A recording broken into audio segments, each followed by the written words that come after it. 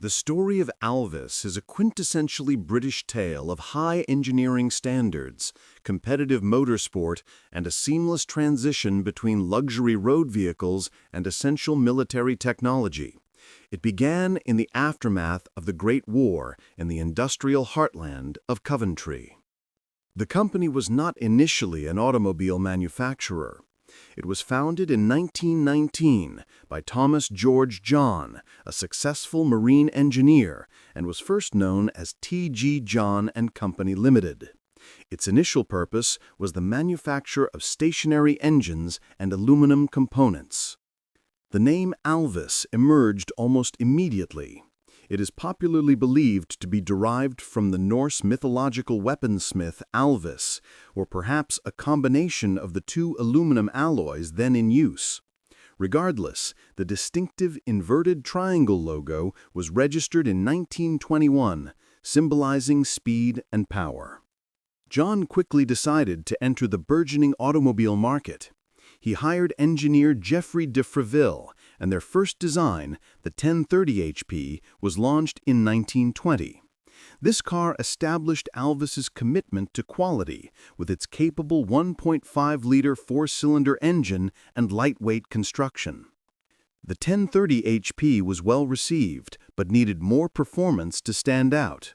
A crucial figure joined the company in 1922, Charles Riley, a talented engine designer whose innovations would define Alvis's reputation for mechanical excellence.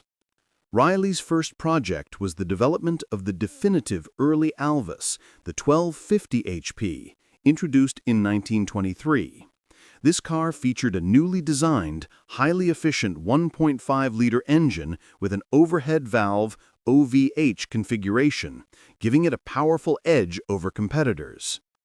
The 1250 HP immediately set the tone for Alvis, a perfect blend of robust reliability and impressive speed. It rapidly became a fixture in British motor racing, particularly in light car classes, and was favored by discerning drivers who valued engineering integrity over flashy presentation. The car's competitive success culminated in 1923, when Major C.M. Harvey drove the 1250 to victory in the prestigious 200-mile race at Brooklands, establishing Alvis as a serious force in motorsport and directly fueling the demand for the road car. Building on the success of the four-cylinder engines, Riley introduced the company's first six-cylinder models in 1927, starting with the 14.75 HP. These larger engines were smoother and more powerful, catering to the growing luxury market segment. Alvis, under Riley's influence, quickly became an engineering pioneer. Riley was particularly interested in front-wheel drive technology, which was viewed as highly radical and potentially superior for racing stability. In 1925, Alvis experimented by converting an existing racing model to FWD.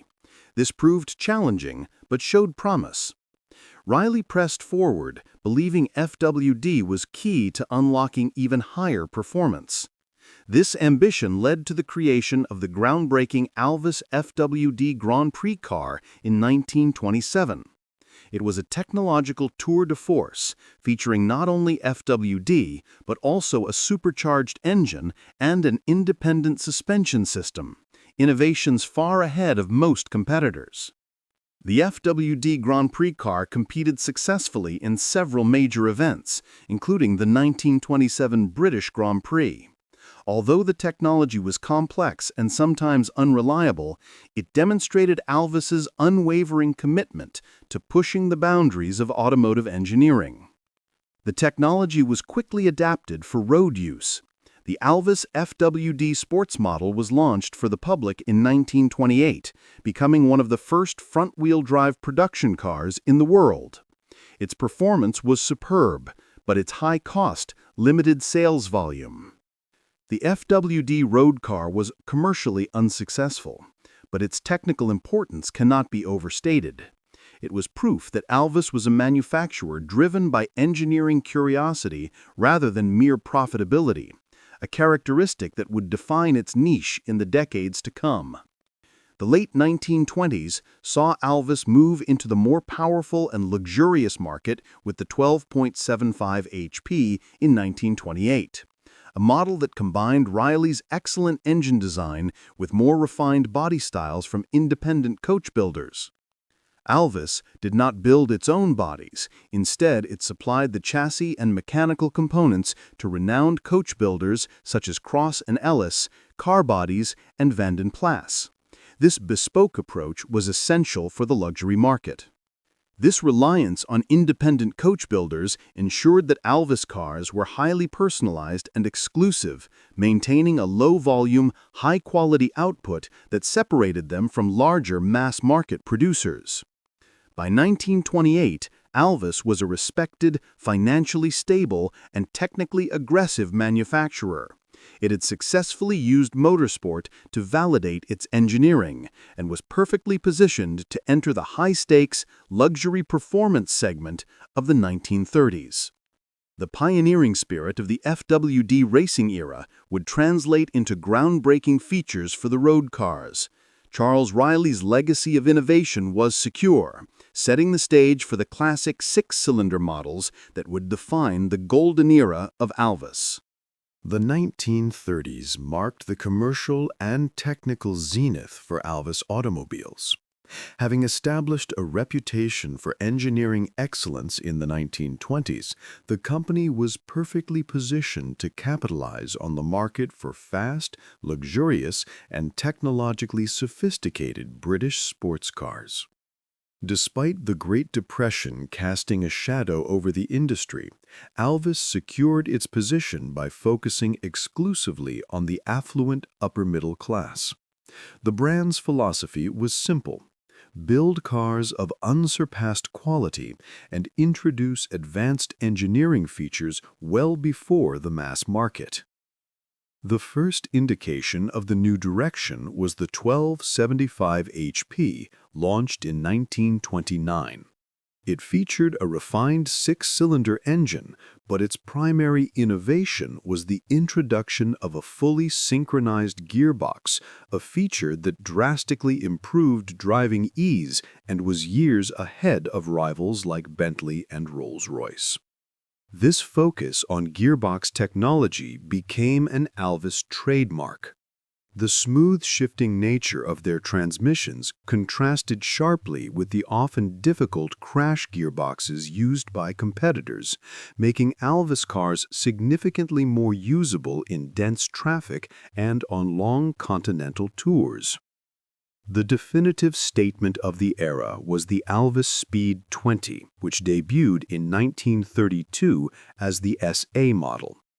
This car combined a powerful 2.5-liter straight-six engine with a highly advanced chassis, immediately placing Alvis at the forefront of British luxury motoring. The Speed 20 was a car built for speed and endurance.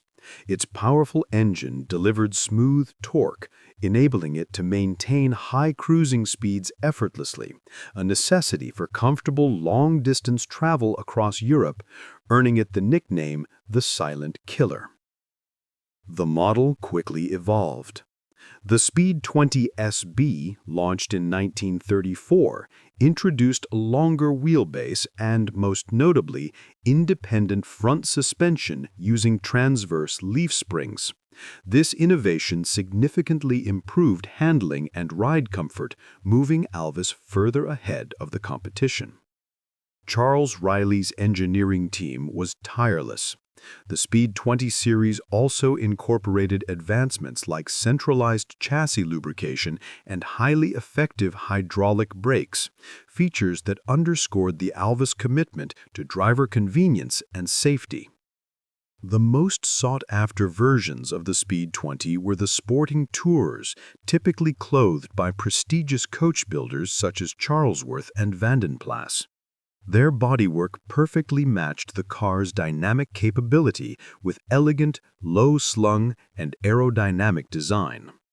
The success of the Speed 20 demonstrated the shrewdness of Alvis's strategy. Rather than competing on sheer price or brute force, they sold mechanical sophistication and driving ease. This established the term Alvis quality as a benchmark in the industry. Concurrently, Alvis addressed the lower-volume luxury market with the Firefly, introduced in 1933. The Firefly used a slightly smaller 1.5-liter engine, but inherited the core six-cylinder layout and, importantly, the fully synchronized gearbox of the larger cars. The Firefly provided a crucial entry point for customers who desired Alvis engineering and quality without the high running costs of the large Speed 20 engine. It broadened the brand's appeal without compromising its luxury image. By 1935, the six-cylinder engine platform had matured into the Speed 20 SC.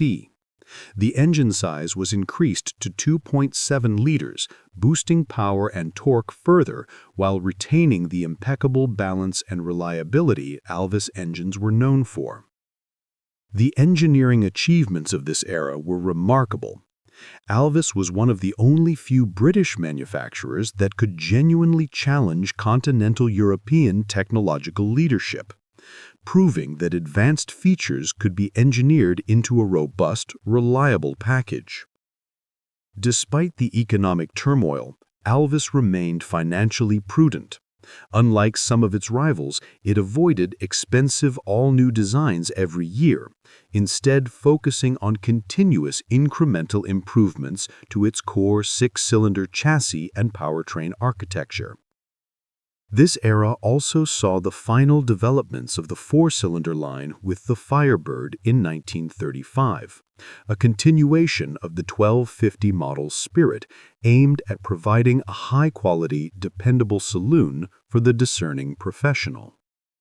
The relationship with the coach builders deepened, leading to some of the most striking custom bodies of the pre-war era. The ability to choose highly personalized finishes and layouts was a major draw for the wealthy clientele. However, the company's military and aviation interests, a segment Alvis would eventually dominate, were beginning to grow, setting the stage for the dramatic operational shift that would occur at the end of the decade. The Speed 20 era laid the groundwork for Alvis's ultimate pre-war machines. The success in pioneering the all-synchromesh gearbox and independent front suspension provided the engineering confidence to tackle even more powerful and complex designs. By the end of 1935, Alvis stood as the epitome of British sporting luxury, technologically progressive, impeccably built, and highly exclusive. The stage was set for the final, ultimate evolution of the classic pre-war Alvis, the Speed 25, and the massive 4.3-liter models. The final years before World War II represent the technical high watermark for Alvis as a dedicated sports luxury car manufacturer. Having perfected the six-cylinder chassis in the Speed 20 series, the company pushed its engineering to the absolute limit, creating its most potent and sophisticated road machines. The first of these final greats was the Alvis Speed 25, introduced in 1936. Designed to compete with the most powerful offerings from Bentley and Lagonda, the Speed 25 featured a completely redesigned, immensely smooth 3.5-liter straight-six engine. This new engine was a masterpiece, incorporating a 7-bearing crankshaft for exceptional rigidity and smoothness at high RPMs. Paired with Alvis's renowned all-synchromesh gearbox and independent front suspension, the Speed 25 offered a driving experience considered peerless in its day. The Speed 25 was marketed as the ultimate high-speed touring saloon, capable of cruising easily at speeds above 90 miles per hour, a remarkable feat for a luxury car of that era. Its low, elegant profile, often clothed by Vandenplas, emphasized its blend of power and refinement. Almost immediately, Alvis introduced the ultimate expression of the pre-war era, the Alvis 4.3-liter, launched in 1937. This car took the Speed 25's chassis and mechanics and mated them to a massively powerful 4.3-liter straight-six engine. The 4.3-liter was the fastest road car Alvis had ever produced, with factory-claimed top speeds approaching 100 miles per hour. It solidified the marque's position at the pinnacle of British performance and was typically bought by royalty, industrialists, and film stars. The cost of the 4.3-liter chassis alone was astronomical, leading to very low production numbers. Fewer than 200 units were ever built. This exclusivity made it an instant collector's item and a crucial element of the Alvis prestige strategy. Despite the focus on these high-end, complex machines, Alvis did not neglect the entry-level luxury market. The Alvis 1270, introduced in 1937, was designed as a successor to the Firefly, using a smaller 1.8-liter four-cylinder engine. The 1270 represented a more commercial approach, being one of the first Alvis cars offered with standard factory saloon bodywork from Cross & Ellis, reducing reliance on the costly custom coach building model, while retaining the Alvis standards of quality. However, the mounting geopolitical tensions across Europe were beginning to dictate the company's future direction.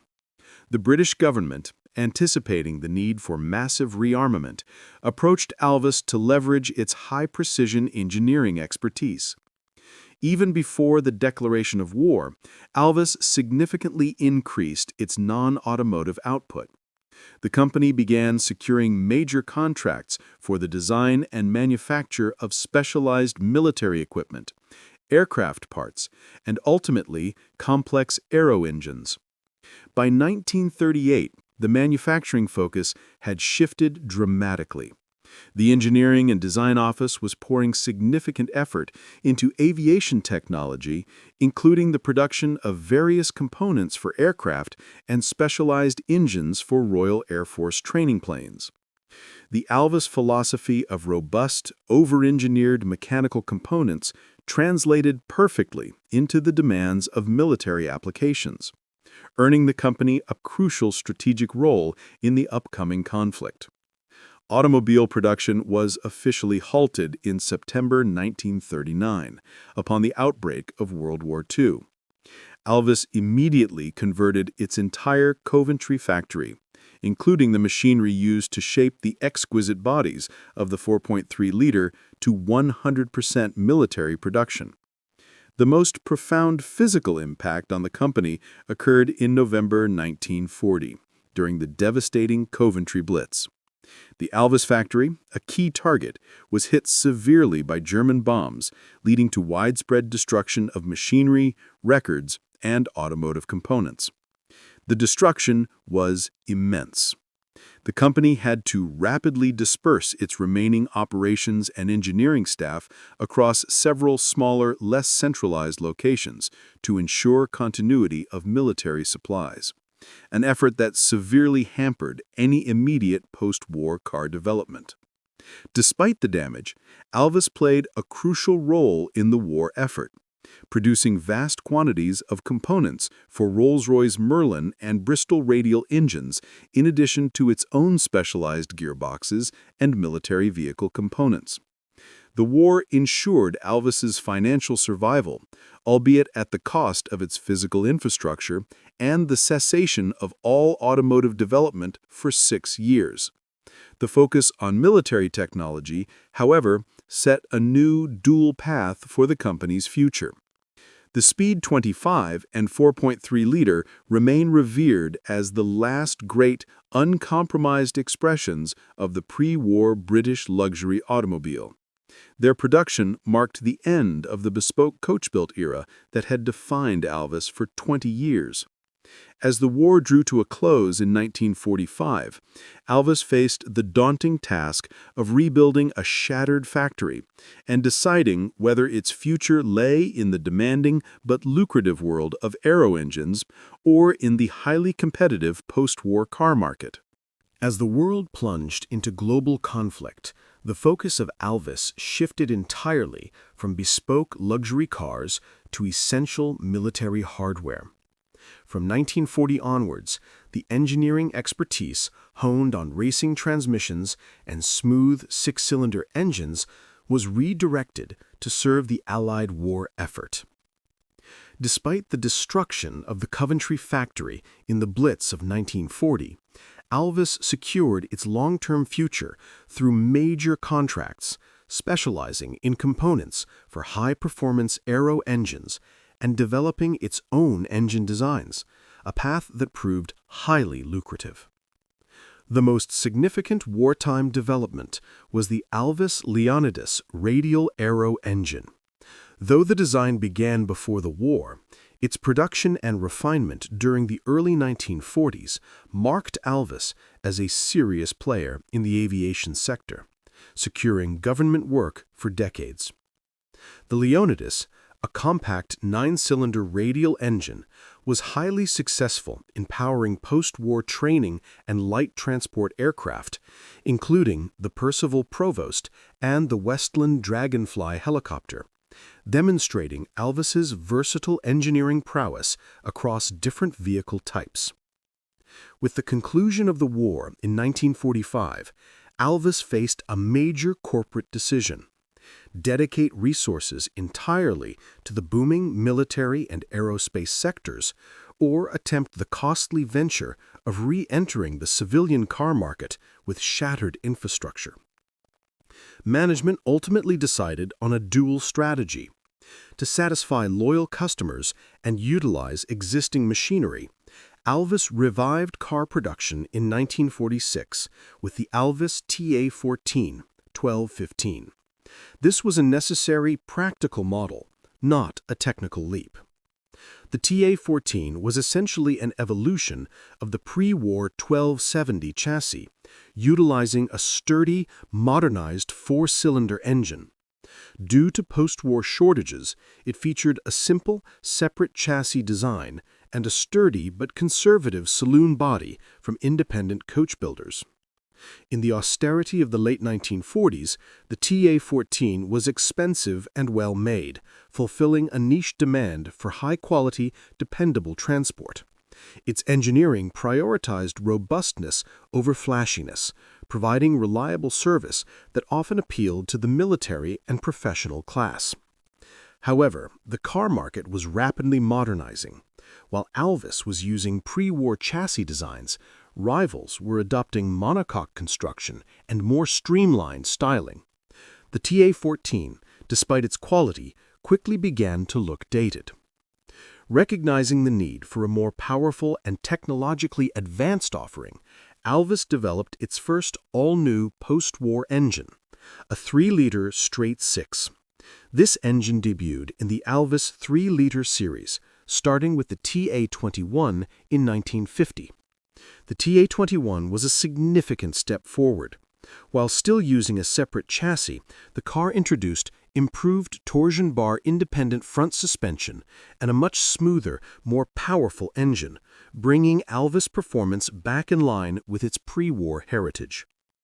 The new 3-liter engine was the last great automotive engine Alvis would design. It was a rugged, beautifully engineered unit that, in various states of tune, would serve as the backbone of every subsequent Alvis car until the end of automotive production. The 3-liter series quickly expanded to include specialized sports models. The TB21, introduced in 1951, a powerful drop-head coupe, was explicitly designed to recapture the sporting image of the 1930s, appealing to export markets, particularly the U.S. The post-war reliance on independent coach builders continued. While bodies were becoming more standardized, the ultimate look and finish remained dependent on firms like Tickford and Grabber, the latter of whom would become critically important to Alvis's later history. Meanwhile, the military sector continued to expand.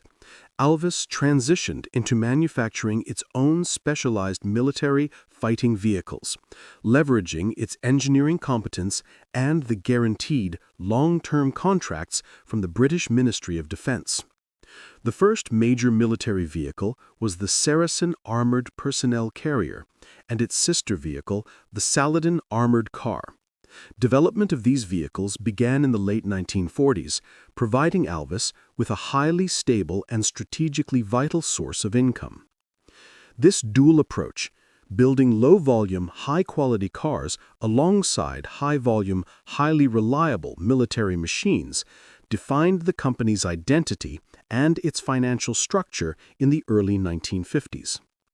The 1953 model, the TC21/100 Gray Lady, was the final development of the early 3-liter chassis, introducing a higher performance engine and a more luxurious interior, representing the culmination of the company's immediate post-war rebuilding efforts. Despite the quality, the Alvis car division was constantly under pressure. Its high prices and low production volumes made it vulnerable compared to the large manufacturers which were now adopting modern assembly techniques and monocoque construction. As the early 1950s drew to a close, Alvis was financially stable due to its military aerospace work. However, the next step for the car division required a radical and stylistic intervention to keep pace with global design trends. The answer would come from Switzerland. By the mid-1950s, Alvis's automotive division faced a stark choice: invest massive capital into a revolutionary modern monocoque chassis, or find a way to make the venerable separate chassis design competitively attractive. They chose the latter, embarking on a stylish partnership with a Swiss coach builder. The answer came from Hermann Graeber, a Swiss coach builder who had created exquisite custom bodies for Alvis since the 1930s. In 1954, the new Alvis TC21-100 Gray Lady was officially offered with a factory-authorized, Graeber-inspired saloon body, signaling a shift to continental style. The Graeber styling brought a sleek, lower, and distinctly continental elegance to the aging Alvis chassis, making the cars instantly more modern than their predecessors. This infusion of style was crucial for maintaining the brand's luxury appeal in the competitive post-war market. The ultimate expression of the Graeber collaboration was the TD21, launched in 1958. This car, designed by Graeber and engineered by Alvis, was a major step forward, incorporating a completely new chassis frame and body shell, though still based on the robust 3-liter straight-six engine. The TD21 marked a financial necessity for Alvis. Rather than building the expensive bodies in-house or through multiple UK coach builders, Alvis licensed the design from Graeber, and the bodies were built by Park Ward in London, ensuring consistent high quality and streamlining production. The TD21 was highly regarded for its blend of sporting performance and luxury. It featured disc brakes on the front wheels, a modern safety advancement, and its 3-liter engine was tuned to produce 115 horsepower, delivering a top speed comfortably over 100 miles per hour. The success of the TD21 allowed Alvis to refine the design further. In 1962, the TE21 arrived, offering quad headlamps and a subtle restyling that made the car look even lower and more aggressive, reflecting the prevailing trends of the early 1960s. The TE21 was the first Alvis to be offered with an optional automatic transmission, a necessary concession to the North American market and the increasing demand for effortless luxury cruising. Meanwhile, the military division continued to grow exponentially. Throughout the 1950s and early 1960s, Alvis was busy manufacturing the Saracen and Saladin vehicles, providing a vital source of protected income that subsidized the low-volume car division. The car division remained a prestige project for the Alvis board, maintaining the company's luxury image. However, by the mid-1960s, the economic reality was inescapable. The car division produced cars at a high cost, required constant investment, and sold fewer than 500 units per year. The ultimate expression of the Graber line and the last production car model was the Alvis TF21, launched in 1966. The engine received a final power boost to 150 horsepower, and the interior featured the highest degree of luxury Alvis had ever offered. Sadly, the TF21 was already anachronistic. Its separate chassis and old engine design could not compete technically with modern, high-performance GT cars from Jaguar or Aston Martin, even with its beautiful bodywork and high price tag. This financial vulnerability attracted corporate attention. In 1965, the car division was effectively taken over when Rover acquired a controlling interest in Alvis, primarily for access to Alvis's profitable military vehicle technology and engineering expertise. The Rover management quickly assessed the small, loss-making car division. They briefly toyed with developing a revolutionary new concept, the Alvis GTS, which utilized a Rover V8 engine, but the project was deemed too costly and was eventually canceled. The final official factory-produced Alvis automobile, a TF21 drophead coupe, rolled off the line in 1967. This event marked the end of 47 years of continuous civilian car production and the official cessation of the Alvis car division. The decision was purely economic. The profits from the military and aero engine divisions, later known as Alvis Limited, outweighed the burden of the automotive side. The name Alvis would live on, but only in the defense sector. The legacy of the Graber era is one of style and endurance. The TD/TE/TF series are celebrated for being the last British luxury cars built with a separate chassis, representing a final beautiful throwback to the bespoke craftsmanship of the 1930s. In 1968, following the merger of Rover into the massive British Leyland conglomerate, the Alvis car brand was fully dormant. The remaining assets and nameplates related to cars were protected, but production was finished. The Alvis factory in Coventry, which had survived the Blitz and built beautiful tourers and powerful armored cars, was now fully committed to military vehicle production and would never again produce a civilian passenger car. The story of Alvis automobiles concludes not with financial ruin, but with a calculated corporate decision to prioritize the military profits. The torch was passed, setting the stage for the company's future as a world leader in defense technology.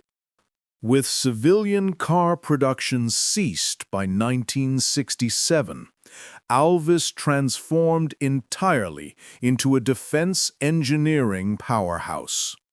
The name lived on through Alvis Limited, focused solely on developing and manufacturing world-class military vehicles, an enterprise that proved far more stable and profitable than automobiles. The company's defining military project of this era was the Combat Vehicle Reconnaissance Tracked family, known as CVRT. Development began in the late 1960s, leveraging Alvis's expertise in lightweight, reliable aluminum construction, a nod to the company's 1919 origins. The key vehicle in this family was the FV-101 Scorpion light tank, first entering service in 1973. It was designed to be air transportable, fast, and agile, becoming one of the most successful and widely exported British military vehicles in history. The CVRT family included numerous variants, such as the FV-102 Stryker anti-tank missile vehicle, the FV-103 Spartan armored personnel carrier, and the FV-107 Scimitar reconnaissance vehicle. Alvis built thousands of units for armies across the globe throughout the 1970s and 1980s. The Alvis Defense Division continued to thrive despite the collapse of the British Leyland conglomerate, which technically owned it in the 1970s. The military focus shielded it from the corporate turmoil and strikes that decimated the automotive sector. Alvis Limited continued to innovate within the defense sector, acquiring rival companies and specializing in complex armored vehicles. This transformation was complete. The passion of Charles Riley's engines was replaced by the pragmatic need for protected mobility. A brief and final connection to the automotive world came in 1982, when Alvis was involved in the development of the high-speed Chieftain tank powertrain components, demonstrating the enduring application of its complex transmission and engine coupling expertise. Following a series of mergers and acquisitions in the 1990s, the Alvis defense operations were consolidated. The company focused heavily on upgrading and extending the service life of its popular CVRT family, ensuring a continuous revenue stream. The Alvis defense legacy reached its conclusion in 2004, when the company was acquired by BAE Systems, one of the world's largest defense contractors. This final merger cemented the Alvis name's place in military history, but seemingly ended any link to its automotive past. However, the passion for Alvis cars refused to die. A small independent team had meticulously maintained the original car records, blueprints, and spare parts inventory, protecting the civilian legacy. This persistence led to the formation of the Alvis Car Company in 2009. This firm legally acquired the original Alvis automotive trademarks, designs, and the comprehensive archives, with the sole aim of resurrecting the pre-war and post-war car designs. The Alvis Car Company embarked on a highly specialized project, producing limited-run, meticulously accurate continuation series cars based on the original 1930s and 1960s designs, built to modern standards while retaining historical authenticity. These continuation cars are hand-built to order, offering clients the opportunity to own a virtually new car built to the same specifications and quality standards that defined the marque's golden age, complete with modern features like fuel injection and electric power steering. The modern Alvis Car Company is not a mass manufacturer. It is a restorer of historical accuracy and craftsmanship. It serves an exclusive global clientele who value the engineering integrity and bespoke elegance of the original Coventry-built machines. The dual legacy of Alvis is starkly visible today.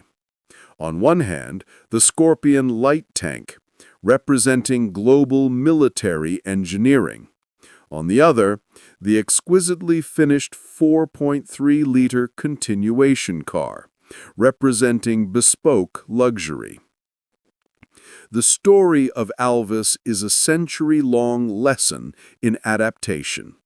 It pioneered FWD, synchronized gearboxes, and independent suspension, yet found its greatest success building armored vehicles. Its identity is split between the civilian and the military. Ultimately, The company's military work ensured the brand's name survived the corporate collapses of the 20th century, allowing the automotive legacy, the beautiful, advanced cars of Coventry, to be protected and finally resurrected. Today, the Alvis badge once again represents exclusivity and impeccable engineering, not mass production. It remains a uniquely British success story, defined by its uncompromising commitment to quality, from the smallest piston to the largest tank. The torch of Alvis quality, first lit in 1919, continues to burn brightly in the limited edition continuation cars, ensuring that the legacy of one of Britain's finest luxury marques will endure for future generations of enthusiasts.